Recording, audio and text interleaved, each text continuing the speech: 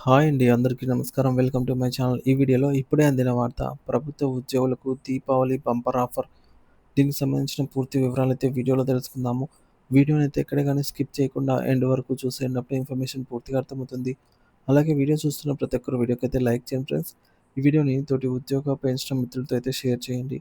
కొత్తగా మన ఛానల్ చూస్తున్నవారు ఇంకా ఎవరైనా సబ్స్క్రైబ్ చేసుకోకుంటే వెంటనే మన ఛానల్ సబ్స్క్రైబ్ చేసుకోండి. దీని ద్వారా నేను చేసే లేటెస్ట్ వీడియోస్ అన్నీ మీ వరకు రీచ్ అవుతాయి. ఇక ఆలస్యం చేయకుండా వివరాల్లోకైతే వెళ్ళిపోదాము. ఫ్రెండ్స్, ఒక విషయానికి వచ్చినట్లయితే తమిళనాడు ప్రభుత్వం ఉద్యోగులకు దీపావళి కానుక భారీ బోనస్ ప్రకటన. సో, తమిళనాడులోనే ఉందా? ఏపీలో కూడా ఉందా? అనేది మనకు వీడియో చివరిలో అయితే అర్థమవుతుంది. వీడియోనైతే చివరి వరకు చూడండి ఫ్రెండ్స్. తమిళనాడులో అసలు ఏం జరుగుతుంది? ఏపీలో ఏం జరగబోతుందనేది అర్థమవుతుంది. తమిళనాడు రాష్ట్ర ప్రభుత్వం ప్రభుత్వ ఉద్యోగులకు దీపావళి పండుగ సందర్భంగా శుభవార్తను ప్రకటించింది. ముఖ్యమంత్రి ఒక కీలక ప్రకటన చేస్తూ వివిధ ప్రభుత్వ శాఖలు మరియు ప్రభుత్వ రంగ సంస్థల్లో పనిచేస్తున్న ఉద్యోగులకు ఉదారంగా బోనస్లు మంజూరు చేసింది. ఈ నిర్ణయం ఉద్యోగుల కుటుంబాలలో దీపావళి వెలుగులు నింపడమే కాకుండా వారి ఆర్థిక స్థిరత్వానికి కొంత తోడ్పాటును అందిస్తుంది. గ్రూప్ సి మరియు గ్రూప్ డి ఉద్యోగులకు 20% బోనస్. రాష్ట్రంలోని అన్ని ప్రభుత్వ రంగ సంస్థల్లో పనిచేస్తున్న గ్రూప్ సి మరియు గ్రూప్ డి ఉద్యోగులకు 20% బోనస్‌ను ప్రభుత్వం ప్రకటించింది. ఈ నిర్ణయం రాష్ట్రంలోని అత్యధిక సంఖ్యలో ఉన్న ఉద్యోగులకు వర్తిస్తుంది. తద్వారా వారికి గణనీయమైన ఆర్థిక ప్రయోజనం అయితే చేకూరుతుంది.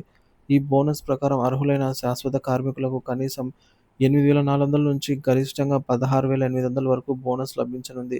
ఈ పరిమితులు ఉద్యోగుల వేతన స్కేల్ మరియు సర్వీస్ వ్యవధిని బట్టి మారవచ్చు. ప్రత్యేక కేటగిరీ ఉద్యోగులకు బోనస్ వివరాలు ఈ విధంగా అయితే ఉన్నాయి. గృహ నిర్మాణం బోర్డు మరియు జలమండలి కార్మికులకైతే వీరికి 10% బోనస్‌ను ప్రకటించబడింది. ఈ వర్గానికి చెందిన ఉద్యోగులకు కూడా దీపావళి పండుగను ఆనందంగా జరుపుకోవడానికి ఈ బోనస్ అయితే దోహదపడుతుంది. విద్యుత్ శాఖ ఉద్యోగులకైతే 20% బోనస్ చేయబడింది. నిరంతరం ప్రజలకు విద్యుత్ సరఫరా అందించడంలో కీలక పాత్ర పోషించే ఈ ఉద్యోగులకు ఈ బోనస్ వారి సేవలకు గుర్తింపుగా నిలుస్తుంది. సహకార సంస్థల ఉద్యోగులు పలు రకాల సహకార సంస్థల్లో పనిచేసే ఉద్యోగులకు సంబంధించి బోనస్ ఉత్తర్వులు వేర్వేరుగా విడుదల చేయబడతాయి. సహకార సంస్థల స్వభావం మరియు ఆర్థిక స్థితిగతులను బట్టి ఈ బోనస్ నిబంధనలు మారే అవకాశం ఉంది. తాత్కాలిక కార్మికులకు కారుణ్య మొత్తం. దీపావళి బోనస్‌లతో పాటు పౌర సరఫరాల సంస్థలో తాత్కాలికంగా పనిచేస్తున్న కార్మికులకు 300 కారుణ్య నియామకాల మొత్తం అందించనున్నట్లుగా ముఖ్యమంత్రి ప్రకటించారు. సాధారణంగా బోనస్ శాశ్వత ఉద్యోగులకు మాత్రమే వర్తిస్తుంది. అయితే తాత్కాలిక కార్మికుల ఆర్థిక పరిస్థితిని గుర్తించి వారికి కూడా కొంత సహాయాన్ని అందించాలనే ప్రభుత్వ సంకల్పాన్ని ఈ నిర్ణయం తెలియజేస్తుంది. ఈ కారుణ్య మొత్తం తాత్కాలిక కార్మికుల దీపావళి పండుగ ఖర్చుల కోసం ఎంతో కొంత ఊరటనిస్తుంది. ప్రభుత్వ నిర్ణయం వెనుక ఉద్దేశ్యం మరియు సానుకూల ప్రభావం. తమిళనాడు ప్రభుత్వం తీసుకున్న ఈ నిర్ణయం వెనుక పలు సానుకూల ఉద్దేశాలైతే ఉన్నాయి. ఇందులో మొదటిది ఉద్యోగుల నైతిక స్థైర్యం పెంపు. పండుగ సమయంలో బోనస్ ప్రకటించడం వల్ల ఉద్యోగుల్లో నైతిక స్థైర్యం పెరుగుతుంది. ఇది వారి పనితీరుపై సానుకూల ప్రభావాన్ని చూపుతుంది. రెండవది ఆర్థిక భద్రత. పెరిగిన ద్రవ్యోల్బణం మరియు జీవన వ్యయం ఈ నేపథ్యంలో ఈ బోనస్‌లు ఉద్యోగులకు, ముఖ్యంగా గ్రూప్ సి మరియు గ్రూప్ డి వర్గాల వారికి ఆర్థిక భద్రతనైతే అందిస్తుంది.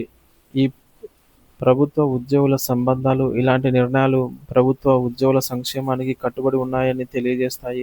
తద్వారా ప్రభుత్వ ఉద్యోగుల మంచి సంబంధాలు ఏర్పడతాయి. నాలుగోది పండుగ వాతావరణం. దీపావళి పండుగను కుటుంబ సభ్యులతో సంతోషంగా జరుపుకోవడానికి ఈ బోనస్ ఆర్థికంగా తోడ్పడుతుంది. ఐదోది మధ్య వ్యవస్థ మరియు తక్కువ ఆదాయ వర్గాల వారికి ప్రయోజనం. గ్రూప్ సి మరియు గ్రూప్ డి ఉద్యోగులకు బోనస్ ప్రకటించడం వల్ల మధ్యస్థ మరియు తక్కువ ఆదాయ వర్గాల ఉద్యోగులకు ఎక్కువ ప్రయోజనం చేకూరుతుంది. తమిళనాడు ప్రభుత్వం తీసుకున్న ఈ నిర్ణయం ఇతర రాష్ట్రాలు కూడా ఇతర రాష్ట్రాలకు ఆదర్శప్రాయంగా అయితే నిలిచి ఉద్యోగుల సంక్షేమానికి అధిక ప్రాధాన్యత ఇవ్వాలనే ఆవశ్యకతను తెలియజేస్తోంది. సో, మరి ఏపీలో కూడా ఇటువంటి ఏమైనా ఉద్యోగులకు సానుకూల నిర్ణయాలు ప్రకటించినట్లయితే ఈ మేరకు